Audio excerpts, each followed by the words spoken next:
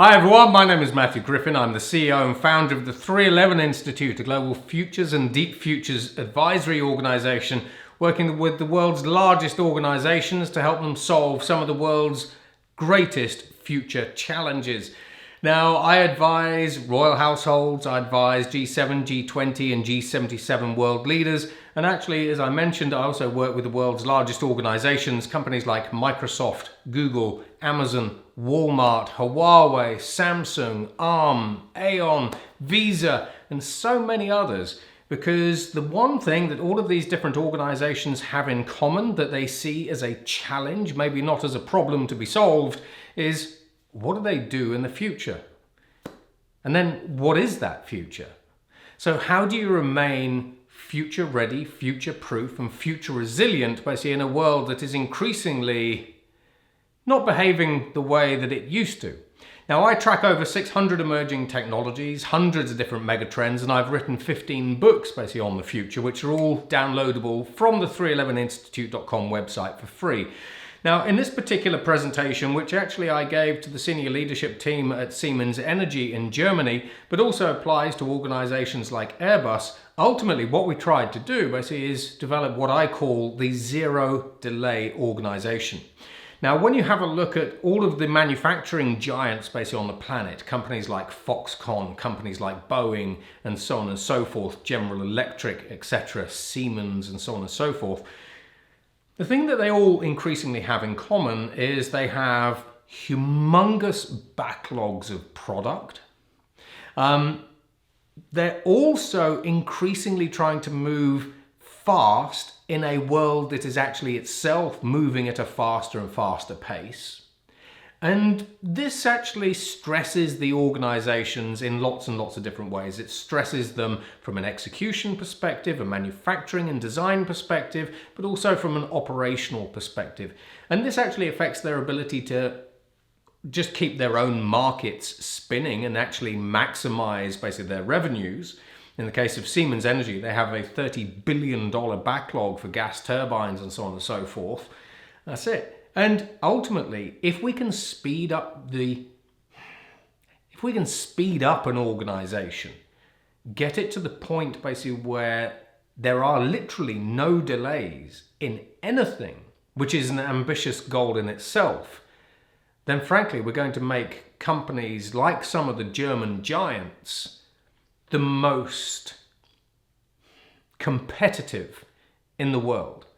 And so in this particular presentation, and from a European perspective, we're not just trying to beat the United States in terms of advanced manufacturing prowess. We're trying to beat China as well.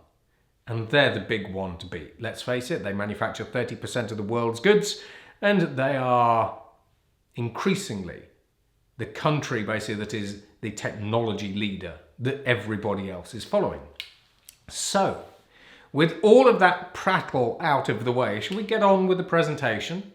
Now, let's have a look at the agenda. So, this is the agenda that I actually presented. We're going to have a look at a quick introduction. We're going to have a look at efficiency improvements, next generation organizations. This is a radical redesign of how we think about organizations from an IT, OT, and operating model perspective. We're going to be having a look at accelerating decisions, bearing in mind that there's more coming at all of us faster. There are some things that we do see. There are things that we don't see, the sort of unexpected wild cards. You know, there's a lot of ambiguity to do with the future. So how do we actually accelerate decisions within an organization? And then how do we actually design products and actually get products manufactured faster? So things like that 30 billion euro backlog actually just vanish overnight.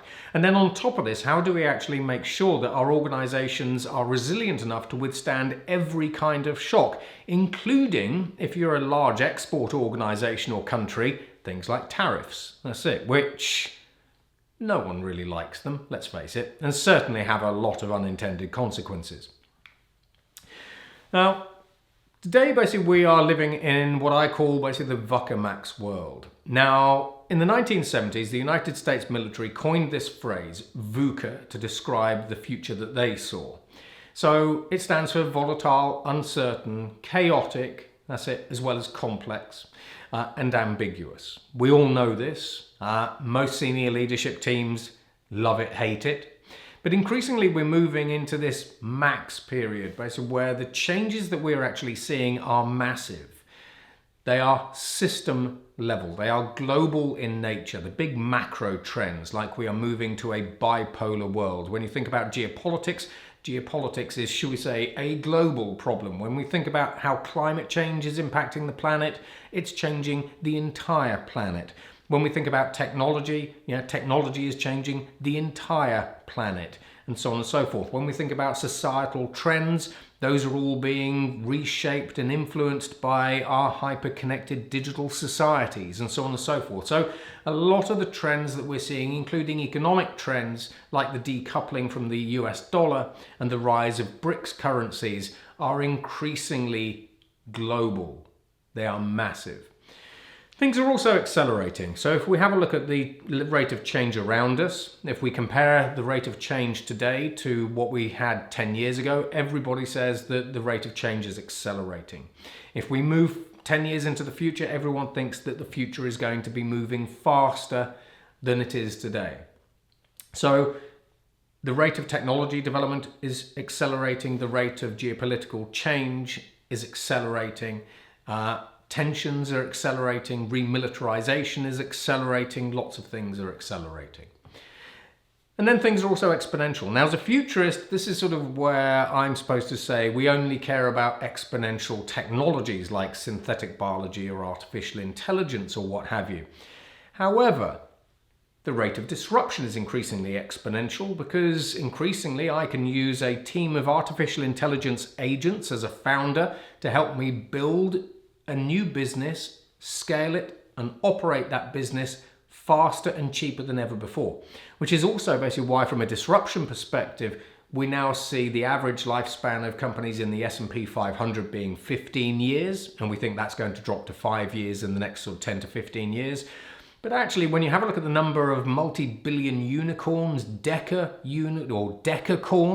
or even millicorns, basically when we have a look at some of the artificial intelligence companies like Anthropic or OpenAI, increasingly the rate of disruption itself, however we term that, whichever sort of sphere that we're actually looking at, is also accelerating. The rate of jobs disruption is accelerating and exponential and so on and so forth. So the MAX acronym, I think, basically is a good way to describe today's VUCA-MAX world. Now, when we actually think about a lot of the trends that we're actually seeing, firstly, it is possible to take a lot of the noise out of the news headlines that we're actually seeing and all reacting to today. So when we think about geopolitical trends, I have something called the anchoring constants theory, which is a theory that I developed about 5 years ago for the 311 Institute to help us more accurately predict what the deep future was actually going to look like, because I span anywhere from today to sort of 50 to 100 years out, and that's difficult. So I felt that we needed a new way to be able to do this. Now, when we think about geopolitics, yes, we're all distracted by today's headlines and tomorrow's headlines. However, politicians will always, whether it is today or in 100 years' time, seek to have control. They will always care about GDP growth. Now, how we accelerate GDP growth, for example, well, that's policies, regulations, economics, etc., etc. That's the sort of how, and the how kind of changes. But these are sort of the north stars of the future. In the future, countries will still want to grow GDP. But how they do that, the technologies and tools they use, the workforces, etc., those will change. And then that's a conversation that we have to do with signals.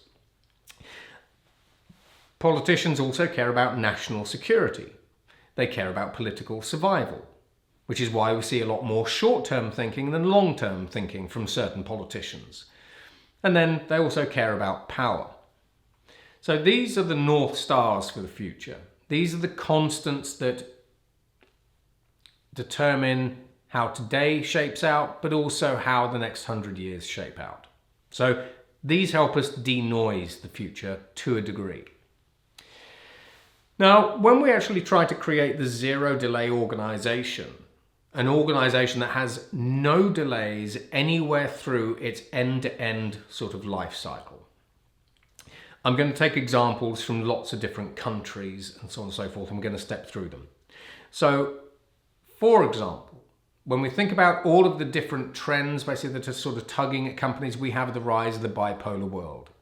So increasingly the United States is doing all it can to retain global dominance in the global economy, global culture, so ideology, but also technology. So everything that the American government is doing at the moment is generally lining up and generally being done to, as much as they can, ensure continued American dominance for the next number of decades in the face of rising China. Now, when we think about global value chains, so China is increasingly coming for global value chains. Now, what I mean by this is China used to be the country where we as a company, for example, might actually have all of our products produced. And we would take those products, we'd import them like Apple does, basically, but Apple, for example, would capture most of the value of those goods. You know, they'd pay the Chinese manufacturing organizations like Honhai and Foxconn a very small amount of money for making the goods, but Apple would then take the lion's share of the profit.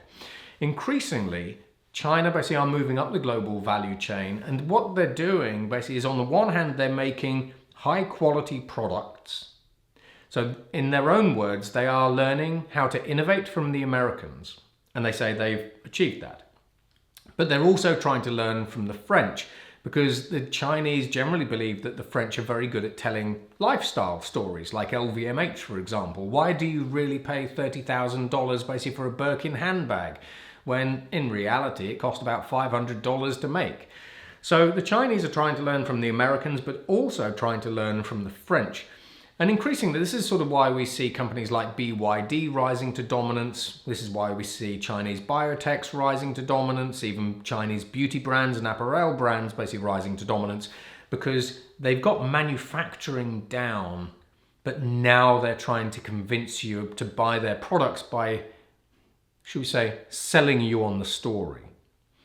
So we're seeing China move up the global value chains in a way that they never have before, and they are very, very good at it and increasingly successful. In fact, increasingly they are world leaders basically in quite a lot of different areas.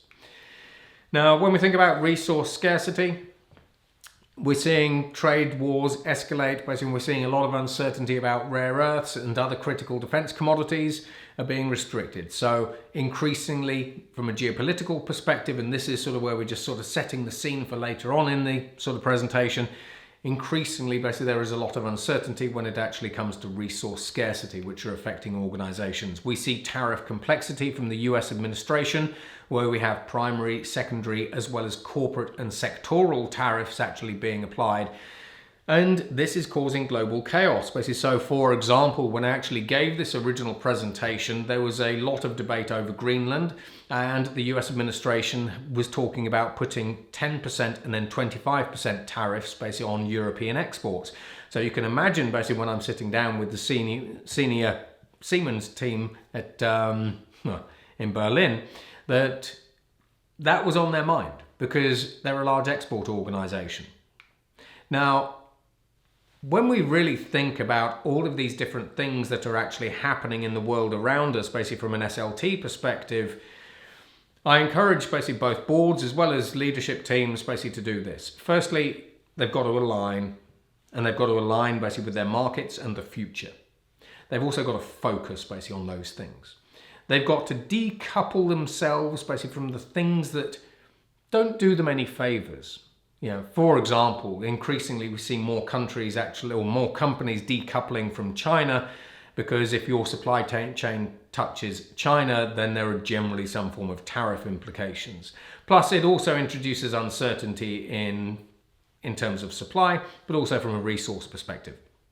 So, as an organization, from an organizational perspective, decouple from the things that you can decouple from to try to remove risk or uncertainty from your organization. Secondly, de-risk. So if you can't decouple from a particular country, for example, then you need to de-risk, for example, your supply chain as much as possible. So this is where you might actually have a dual source supply strategy or whatever it happens to be, and then diminish. That's it. So if you are highly exposed basically to a particular geography or particular trend, and it's an unfavorable trend, let's say, for example, take rare earths, basically, which are actually used in the manufacturing of gas turbines, as well as other sort of electronic goods, then try to diminish your exposure. So a simple example here is lithium. That's it. As we see China controlling 80% of the world's lithium supply, if you think that that is actually a risk, then how do you actually diminish that risk? So for example, one of the ways we diminish that risk is by trying to remove lithium from lithium-ion batteries. So we fundamentally redesign the battery. But fundamentally, align with the future, focus, decouple from risks, de-risk what you can, and then diminish the risks that are actually left. Now, when we actually think about efficiency improvements, so for example, basically we are dealing with a $100 billion market cap global manufacturing organization, heavy industry organization. How do we actually make improvements? Now, when it comes to improvements, Elon Musk is actually quite good at something called exnovation. So when we think about exnovation basically is the purposeful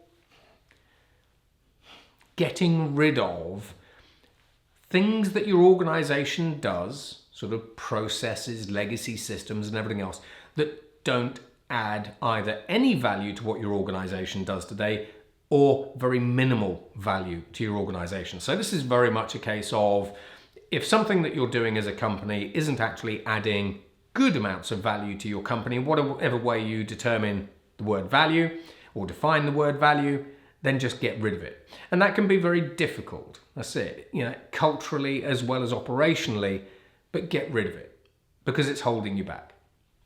A simple example of this basically is things like AS400 mainframes, basically that haven't been updated or upgraded in 200 years, that are actually holding you back basically from embracing, microservices and digital web services, for example, or supporting that one product that you developed 20 years ago, basically, that is bringing in $32,000 in revenue, but it is costing you $1 million to support, and you're actually keeping the support of that product going because you want your customers to remain happy. And the fact of the matter is basically that just needs killing.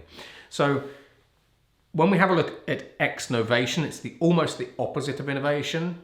That's it. But it's highly valuable in today's world because the more dead wood you can cut out of your organization, the faster you're going to be able to move when you need to move, but also you're going to stop wasting people, processes, cash, and everything else on those things. Now, from an optimization perspective, when we think about Amazon, so one of Amazon's sort of biggest skills is actually focusing on extreme optimization. Now, what I mean by this is the Amazon leadership team look at each individual process, and if they can reduce the cost of that process or the time that that process takes to run by even 1%, they do it. Now imagine this at scale. Amazon has billions of processes. If you're saving 1% of the cost or time to run 1 billion processes, actually it's starting to make a bit of a dent on the bottom line. Now, in Amazon's case, basically by removing this kind of waste, they actually saw their margins increase from 2% to 6%, which was a 160% jump. That's significant. So as an organization, don't just think about optimizing your systems or your people, etc., etc. Think about extreme optimization. Now, this is always slightly controversial. We sort of saw this with Boeing. Incentivize speed. So as an organization, we have the ambition as much as we can to try to create an organization that has 0 delays anywhere throughout the chain.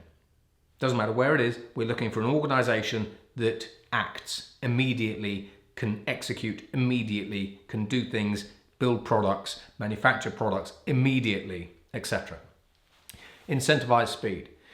Now, in many cases, most organizations, basically when they actually think about making a decision, they will say, well, what do you as a committee think about this particular decision? And you'll end up with 30 people all basically putting their oars in, thinking about things, and 3 months later, people are like, we're not really sure. Incentivize speed. However, you've got to make sure that while you're incentivizing speed and velocity, that the quality of your products doesn't dip. We saw this with Boeing, basically where they wanted to try to make aircraft faster and faster and faster, and then we saw some quality issues coming through, which are sort of well publicized. So when we think about how you incentivize people, how you commission people, what if that single decision was, we're just going to do it? There was no committee, for example, or the committee, rather than thinking we're going to take 3 months and we're going to talk about it a lot over dinners and coffees and water cooler conversations, what if they were incentivized to actually make decisions, for example, basically at speed? Whether those were right or wrong, but speed matters here. This is what we're focusing on. Now, when we think about the pandemic, I meet so many different organizations as well as governments, like the Bahrain government, for example, basically, and they say, when the pandemic came through, we managed to build a brand new hospital in 3 days at the airport. Okay. Now, when we think about companies like JP Morgan wanted to roll out Microsoft Teams basically to their global estate. And after about 7 years of procrastination, they hadn't done it. The pandemic came through, they did it in 2 days. When we think about the NHS in the UK NHS basically wanted to roll out telemedicine basically for 10 years, an entire decade. The pandemic came through, guess what? Literally, basically within the space of a couple of weeks, basically everyone suddenly had access to telehealth services. Now, one of the things basically that a lot of people have never ever done basically is during the pandemic, organizations pivoted on a proverbial dime. They did things at such extreme speed basically that they surprised themselves. Why? Because they blew away red tape, they blew away bureaucracy. They wanted to get a project done, they just spoke directly to the CFO, and the CFO just said, yep, do it, here's the budget, get it done. However, no organizations that I have ever met when it comes to moving at speed have ever thought about going back to the pandemic and codifying what it was that they actually did. I mean, how many of you have actually gone back, looked at what you did during the pandemic to speed up, decision-making, operational agility, and so on and so forth, and ever codified any of it? You've all gone back to old habits. You're all working slowly again. So, codify the pandemic. Now, when we think about, the legal teams and everything else, one of my clients is Dow, so the industrial company. So, a little while ago, little story, we saw a 50 million word new regulation come out basically from the European Union on single-use plastics. We used artificial intelligence to analyze it in 30 seconds. After a minute, basically, we'd actually extracted all of the important points, and then we actually said, for a company like Dow, what do we think the cost impact basically of this new regulation will be on, costs? For example, plant refurbishments and everything else. And we came out with kind of like a baseline figure of it will cost them about $4 billion. But the point is, normally, having a law team analyze a 50 million word new regulation from the European Union like that would have taken a team of around 200 global lawyers months, lots and lots and lots of months. We did it for zero cost, and we did it in 2 minutes. And we did a lot more. But the point of this is, when we actually think about how the legal teams often are seen as the sales blockers basically within a process. How many times have any of us basically said, I've got a deal or I need to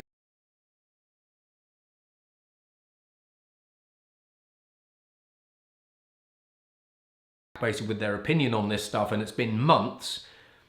The fact is, the legal and compliance teams slow everything down a ton. So this is actually where we can use artificial intelligence to speed up that process to try to create a zero delay organization. Now, speed units. So one of the things I suggested to Siemens Energy basically was that they create a standalone speed unit. Now, when we actually think about gas turbines, you have small gas turbines, medium gas turbines, and large gas turbines. Now, guess where most of the market is? Most of the market is in the mid turbine sort of area. When we think about Airbus, it's the A320neo. When we think about Boeing, it's the Boeing B777, etc., etc. Now, when we have a look at China, China is getting very, very good and very, very adept at building mid-sized turbines, gas turbines, which they actually use for their own domestic market. Because last year, China deployed over 494 gigawatts of renewable energy projects basically around the country. And so China naturally is getting to be very, very proficient when it comes to building gas turbines, which is what Siemens Energy basically are sort of very interested in, along with GE Vernova.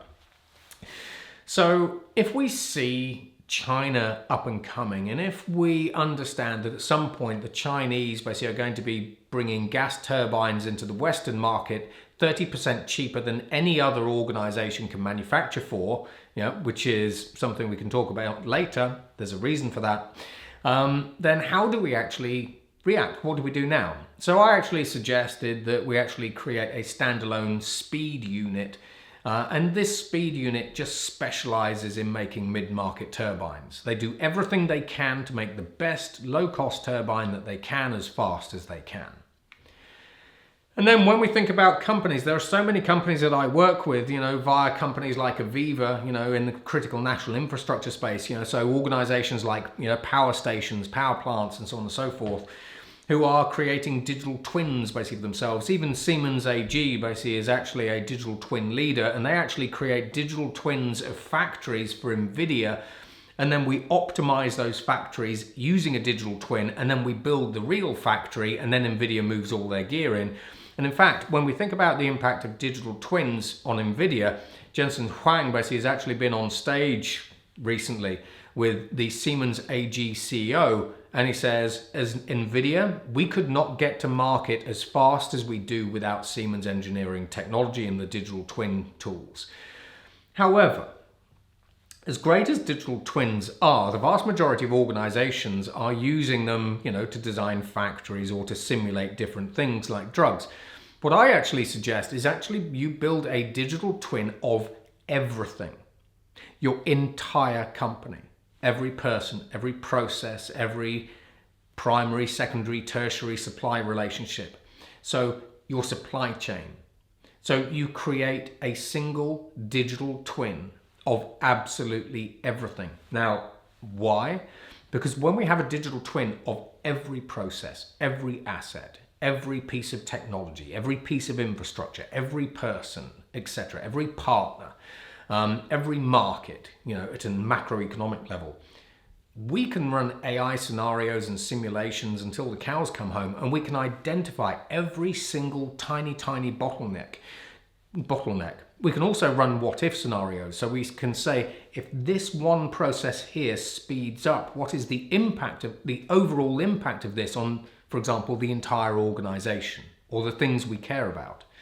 So increasingly, when we think about NVIDIA, everyone thinks of NVIDIA as a GPU company. They aren't. They are increasingly a digital twin and simulation company. They are providing the full vertical stack.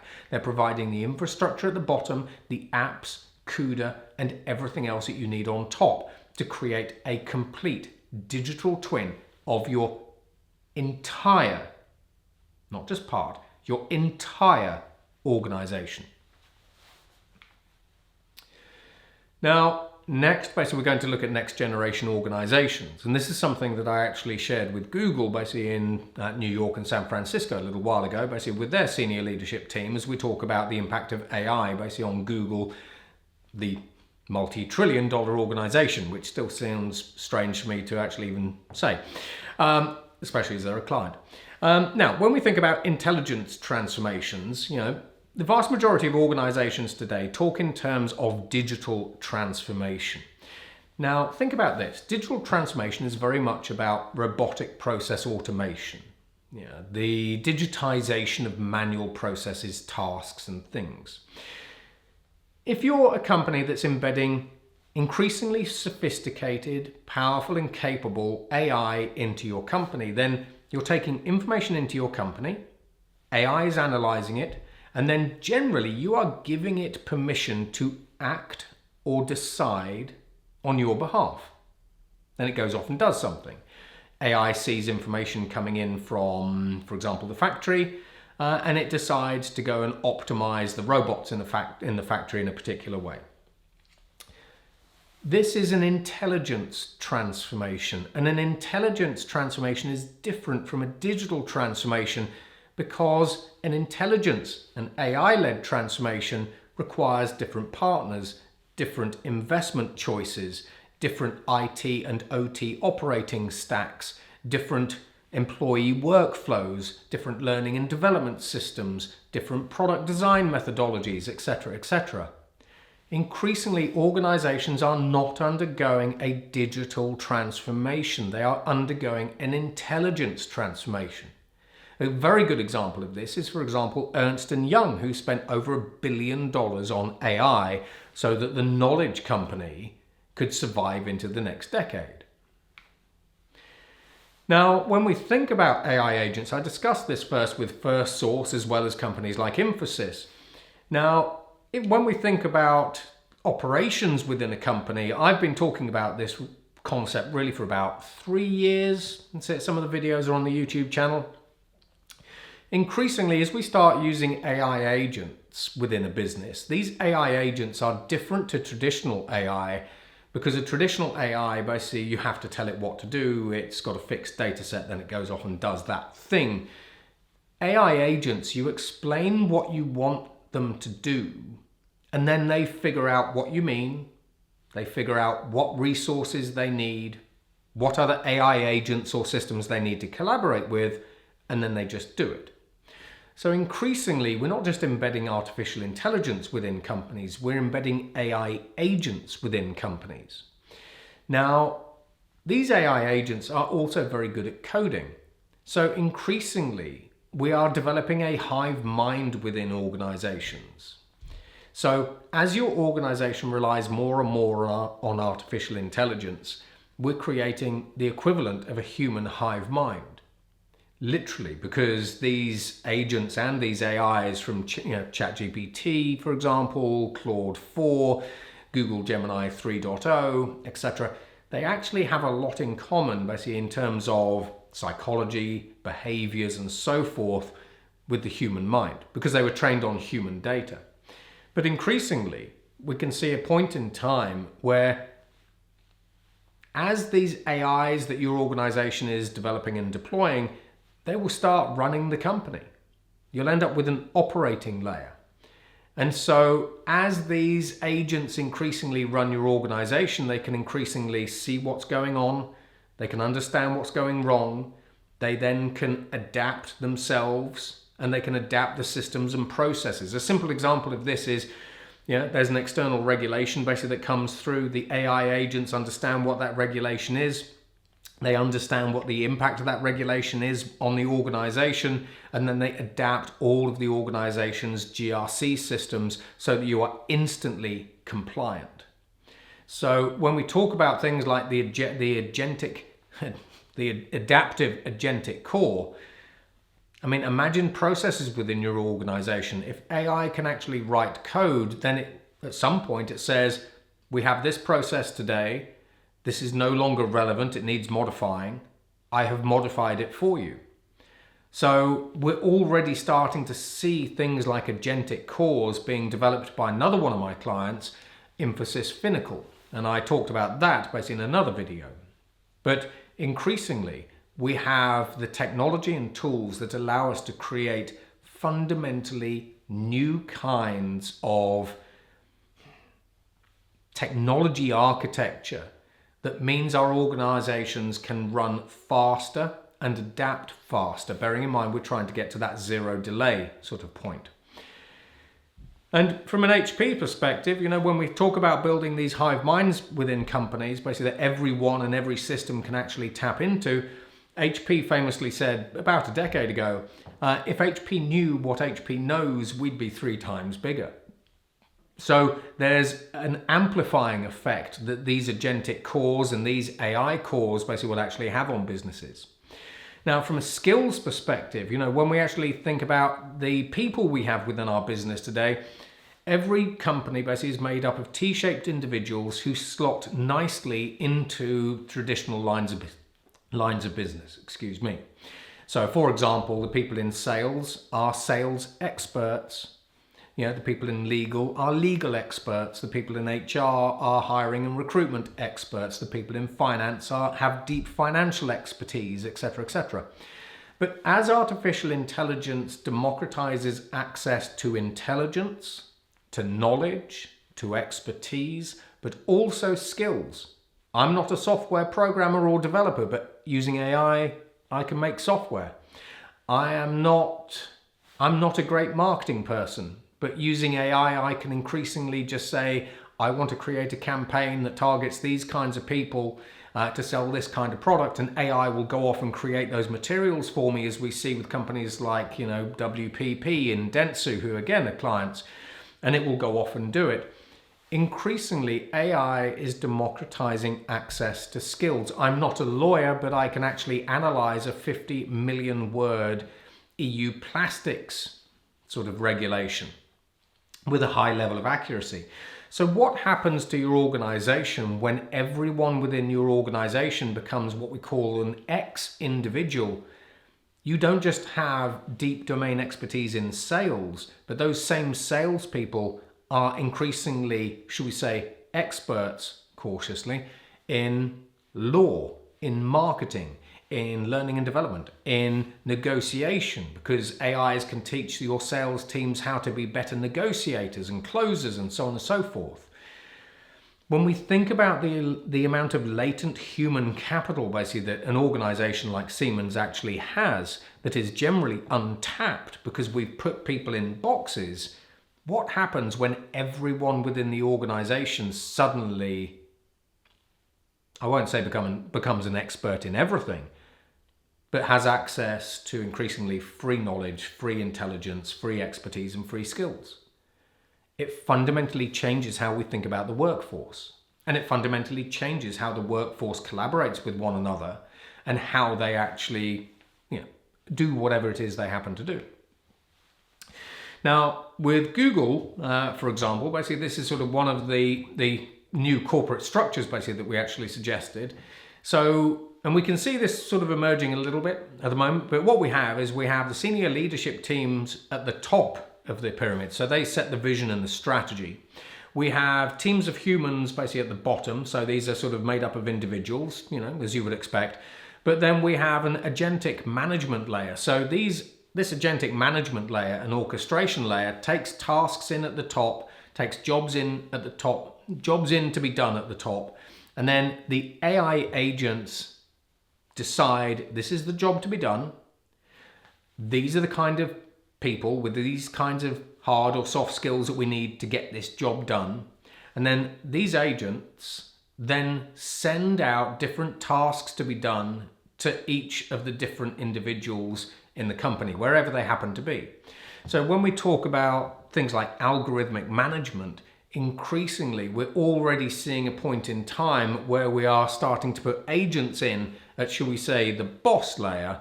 And again, it has to be done right. There's lots of problems basically associated with this, basically from a reliability, security, hallucination sort of perspective.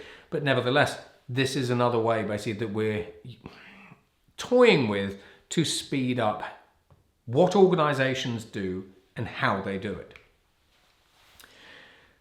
Lots of stuff just in that chapter. That's a mind-blowing chapter for a start. Now, when we think about accelerating decisions, now when it comes to buying a house, did you know that you will make 60 large decisions when buying a house? When we're developing a new company strategy, the average company strategy is made up of 11,000 decisions, 500 of which are actually big decisions. Now, if we can actually speed up this decision-making process, then that can have an amplified effect on the company's future prospects. Now, a couple of different companies use different approaches to this. So Jeff Bezos basically has the Amazon 2 pizza rule. You should always be able to feed one team with two pizzas. Now, the reason for this is actually encouraging small teams, and small teams can decide things much quicker than a big team of 500 people, as you can imagine. That's it.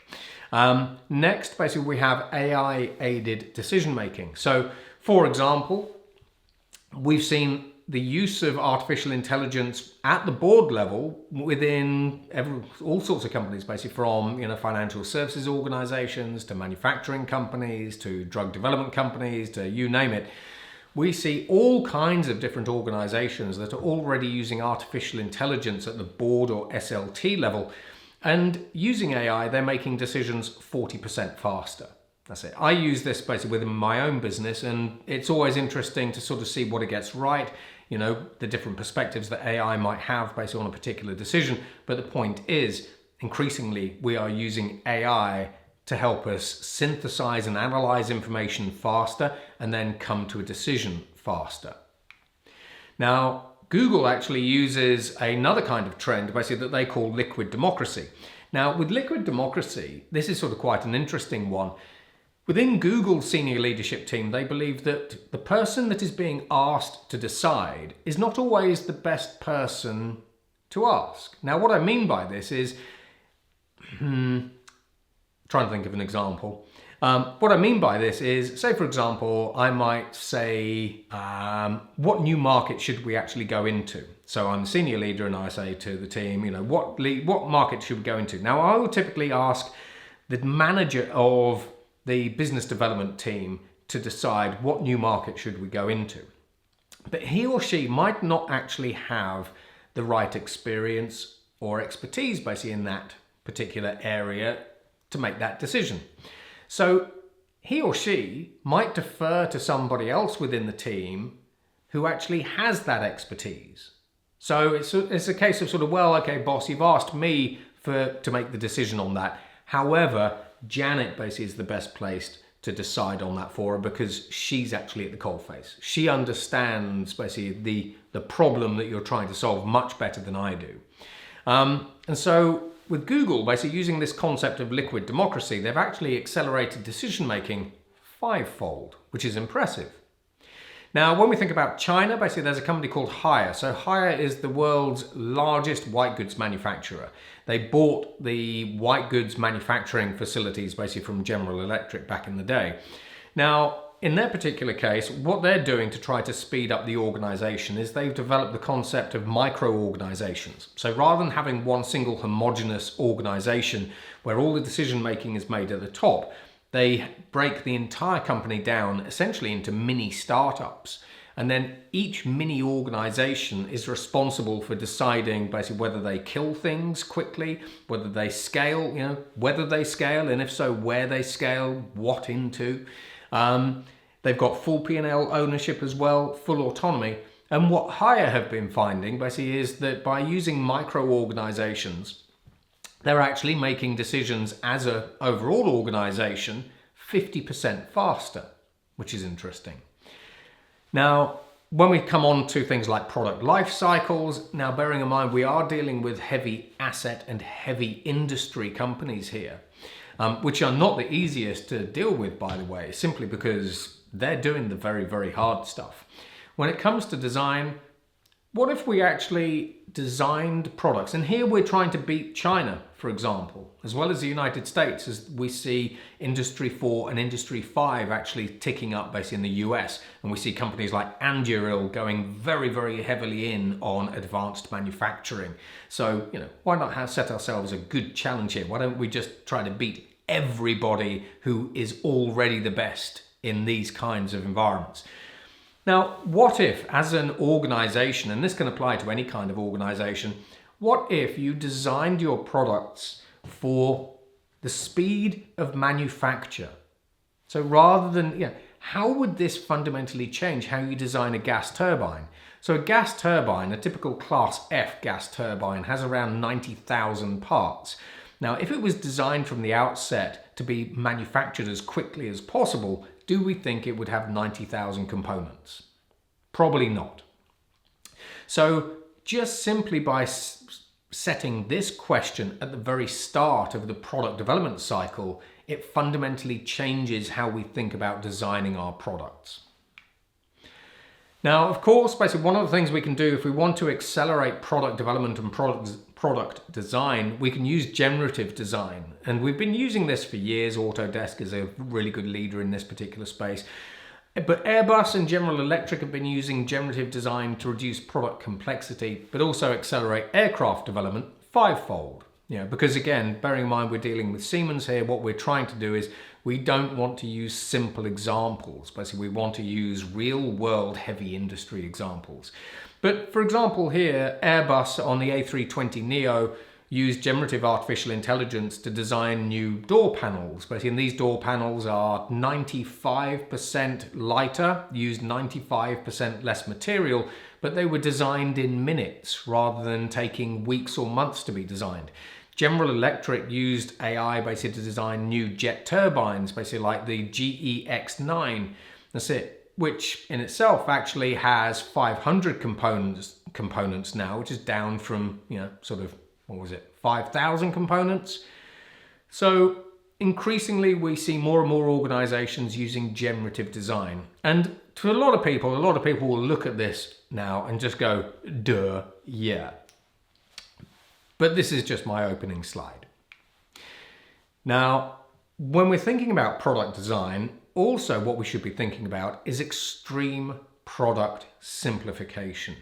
And for those organizations that don't think you can simplify a complex product into something simpler, then Relativity Space, basically they make rockets. They make rockets that are designed to go into high Earth orbit.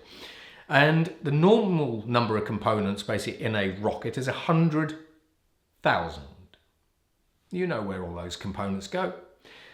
They redesigned their rockets so they now just have 2,000 components. It's 100-fold decrease basically in the number of components. Now, what do you think that that's actually done basically to how fast they design these products, make these products, maintain these products? When we think about supply chains, this actually helps them flatten their supply chain as well. That's it. So they end up relying on fewer partners, etc. When we think about a typical Class F gas turbine, which are these gas turbines basically that are sort of that middle of the pack, 300 megawatt production, they have about 50 to 60,000 components within them. And actually out of those 50 to 60,000 components, around 40,000 components, things like the nuts, bolts, the cabling, all that sort of stuff.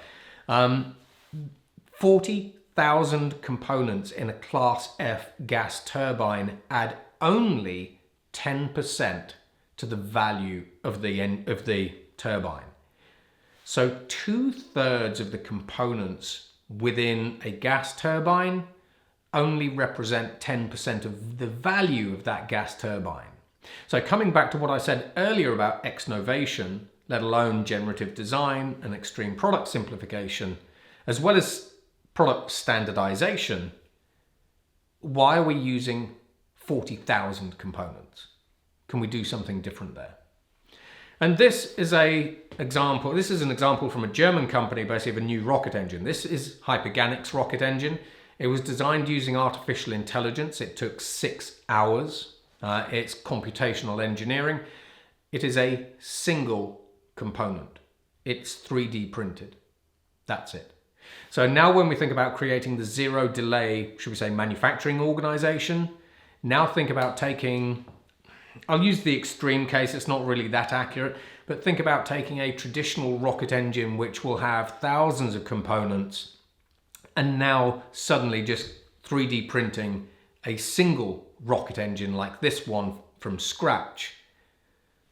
Who is going to be the more competitive company? Who's going to be able to produce more of these at speed and scale than the others? Not only are you now moving faster as an organization, you're reducing supply chain risk, you're reducing the amount of resources that you're using to make these products, so you're reducing the cost of these products, you're improving the speed of manufacture, and then you can continue to keep optimizing this design, as I say, continuous improvement, time and time again.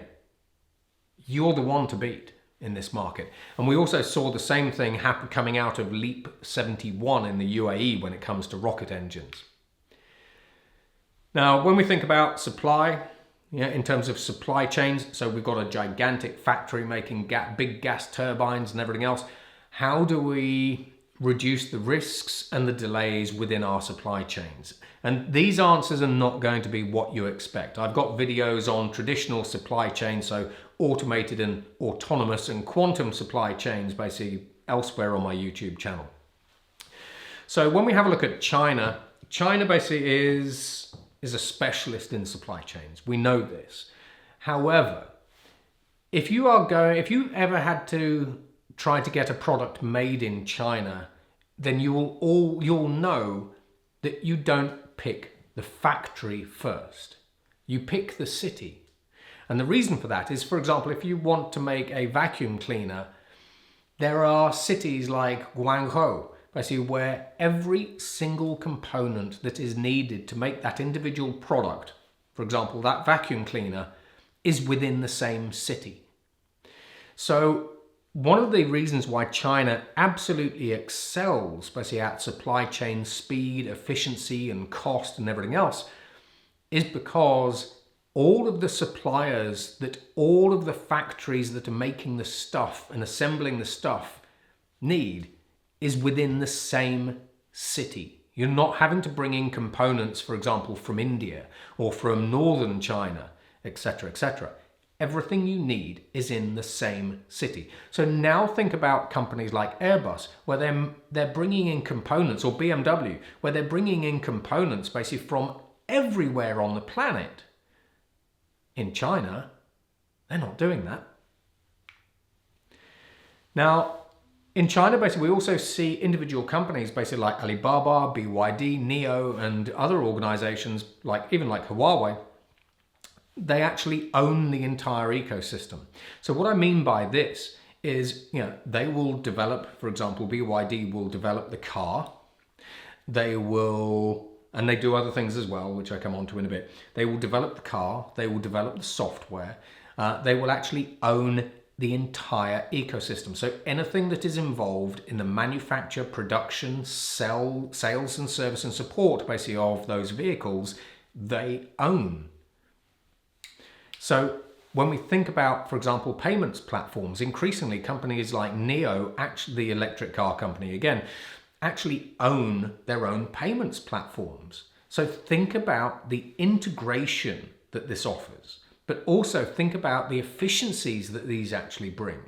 We don't see this in Europe, and we don't really see it in the United States. We rely on other third parties to help us do whatever it is that we need to do. In China, all those third parties are generally owned by the same company. But it's not quite verticalization. I'll come on to verticalization in a bit. This is ecosystems, and then we have verticalization in a little bit. Supply chain flattening. So just as basically I said with relativity space, we can flatten our supply chains. Now what we mean by this is BMW is a good example with their electric vehicles. A traditional BMW car uses 30,000 components. However, as we move to electric vehicles typically have about 2,000 to 3,000 components. So we're using fewer components. Now this means that we can do something called flattening the supply chain. If I make a product today and it uses 100 components and tomorrow I can redesign it so that it just uses 2 components, then my supply chain becomes simpler. Yes, I do end up with risk, but I have to make sure I've got dual source supply, just putting that in there. But I'm flattening my supply chain. It also improves my resilience, because if I need to buy 100 components, then as we saw basically with semiconductor shortages a little while ago, basically with companies like Nexperia, if I can't get hold of one of those components, then I can't finish building my product. So remember, we are optimizing for speed. Risk, resilience, that's a bit of a different conversation, but here we're optimizing for speed. It's much easier to manage fewer suppliers and fewer components and fewer parts, as well as from an inventory perspective, than it is to try to manage 30,000 components coming from every corner of the planet. Now, other things basically that we sort of see, especially in China, basically is the extension of what we call supplier financing. So if I rely on you basically to provide me with product, there's quite often a lot of small companies involved in the supply chains. And the reason why you've got hold-ups is actually because you've hit your credit limit with your own sort of secondary and primary suppliers. So as an organization like Siemens, what I can actually do is I can actually offer you financing. Now, by offering you financing, what we've actually seen is when large, should we say, end user clients basically have actually offered financing to their smaller sort of ecosystem partners and supply chain partners, we've actually reduced disruptions by 30% and increased lead times by 25%, or improved lead times by 25%. So the picture I'm trying to paint here is if you want to create a zero delay organization, it is not just about one thing. It's not just about accelerating the legal team or decision making or whatever it happens to be. It's trying to accelerate all these different parts of the company and the stack. Now, when we actually have a look at BMW is a good example here. BMW a little while ago started developing what they call a quantum supply chain system. So this is where they use quantum computers to automatically, in real time, optimize their global supply chains for all these different parts they need to buy. Now, in their particular case, using quantum computers, they actually reduced bottlenecks by 15%. They improved inventory efficiency by 10%, and they improved supply chain resilience by 30%. So if you actually reduce the number of bottlenecks basically coming into your organization by 15%, that is not an incremental number. So increasingly, we're starting to see more and more quantum supply chains. And then you couple this basically with a complete organization-wide and supply chain digital twin, and you can now start to see how some of these ideas that I'm talking about is actually compound. Or compound, that's it, saying like that. Now, I said we were going to talk about verticalization. Now, again, the Chinese organizations are very, very good at verticalization, as is Apple. They're famous for it. But this is where, for example, companies like BYD won't just own the factories. And this is a fun story.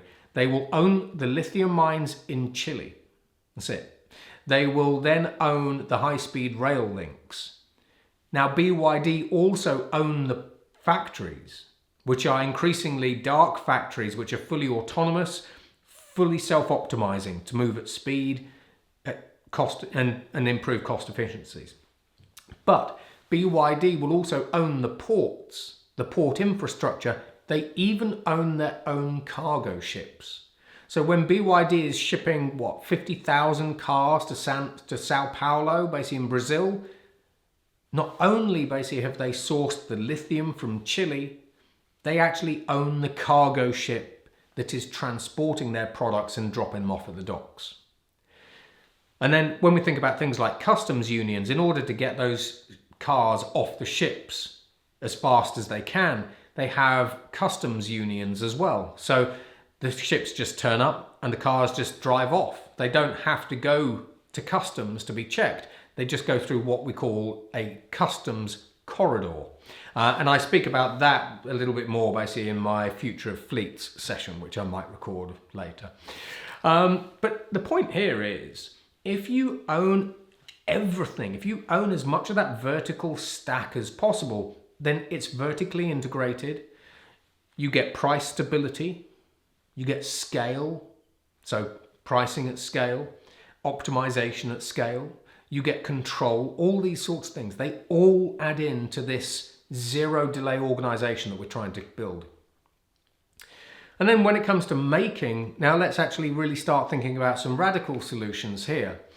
Now, when we have a look at tariffs, one of the biggest problems that we've actually seen with tariffs, basically from a manufacturing standpoint, as well as from a sort of countrywide export standpoint, is if you're making products basically in, for example, Germany, and I put a 25% tariff basically on those exports, the problem I have is I can't pick up a Volkswagen factory or a Siemens factory and just drop it into New York. Or could I? So this is actually where with CATL, which again is China, basically Foxconn and even SpaceX, they've actually used modular scale up and scale down factory units. So for example, what would happen basically if I put an entire factory into a container, into a shipping container. Now we can do this with certain products, but we can actually also scale these containers up in a modular fashion, and I'm just sort of theorizing there. But let's say, for example, we now have tariffs put on Germany.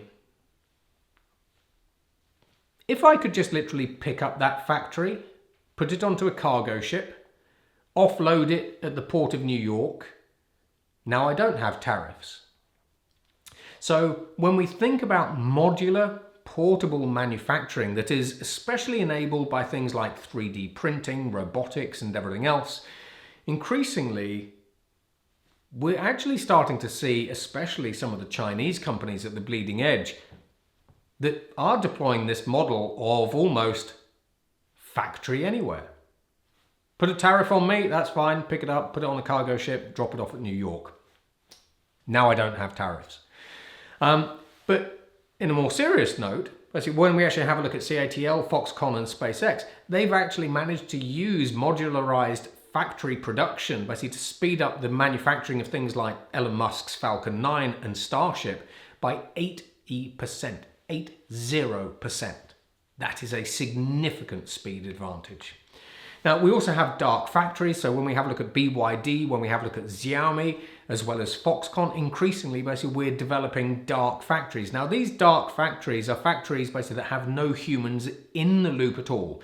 They're run by AI operating systems that monitor the factory 24/7. They self-heal, they self-optimize, and these factories are literally... Not only are they manufacturing at speed, but increasingly the cost at which they can manufacture new products is dropping through the floor. So when we think about dark factories, it's taken really quite a number of decades to get to the point where we see the first dark factories actually in proper operation, but they are now here and they're now scaling. We also see general purpose robotics coming through. So with the vast majority of robotics platforms that we actually have today, if you want a robot that's doing this to tomorrow do something else, to assemble something else, you have to reprogram it. Each time we reprogram robots, basically it costs about $50,000 and there's a delay basically in production. But using general purpose robotics, what I can actually do, because we've done this with MIT, is and there's lots of different ways, I can either train those robots in simulation, digital simulation, basically to do the new thing, or I can even show them as a human and I can say, I want you as a robot not to do this, but to do this. And the robot will actually learn just from watching you. So when we think about general purpose robotics, one of the biggest benefits that general purpose robotics actually has basically to heavy industry and advanced manufacturing industries is they eliminate the need to reprogram. And so now what we have is we have a much more flexible robotic production line that can move from making this product to this product in this way instantly, but we don't actually have to go through all of the retraining process or the costs associated with it. And so, having gone through all of that, as I say, trying to create the zero delay organization, it is a lofty, lofty ambition, and we will never really get to the point where an organization has zero delays. But hopefully you've seen throughout this presentation that actually there are lots of different things that we can do to move the needle, not incrementally, but by a huge amount. And so when we think about your own organization, if you're in heavy manufacturing, then firstly, you've got to be ruthless. There are no sacred cows. think about exnovation. If it's not adding value to your organization, if it's slowing you down, cut it out. Every gain matters. Even if you get a 1% gain on something, that 1% gain culminates and compounds basically with all the other gains basically that you actually make. There are no sacred cows. I'm going to reiterate, no sacred cows. There are too many organizations that go, we keep doing this because we like it. We keep doing this just because it's a hassle to get rid of. We keep doing this because the founder, the founder just loved the idea of doing this. It's like, cut it out, get rid of it. And don't just think about incremental change. If you really want to be the most competitive organization on the planet, if you do not want to get smashed into the ground basically by China as China moves up the global value chain, if you don't want to get smashed by highly advanced American manufacturing platforms, basically like those that we see from Anduril in the aerospace and defense space, you've got to do step changes in your thinking. And that's it from me. So I know that was a lot. Thank you very much basically for listening to me. I hope you enjoyed it. If you've got any questions or comments, put them into the comments section below this video. If you want to download my 15 free books, basically then they're all available for free. Just scan the QR code. They're free on my 311institute.com website. And thank you very much for taking the time to listen to me ramble on. And hopefully, you will use some of the insights that you've actually learned from this video to build the world's most advanced manufacturing organizations. And if you do, let me know. Take care. Goodbye.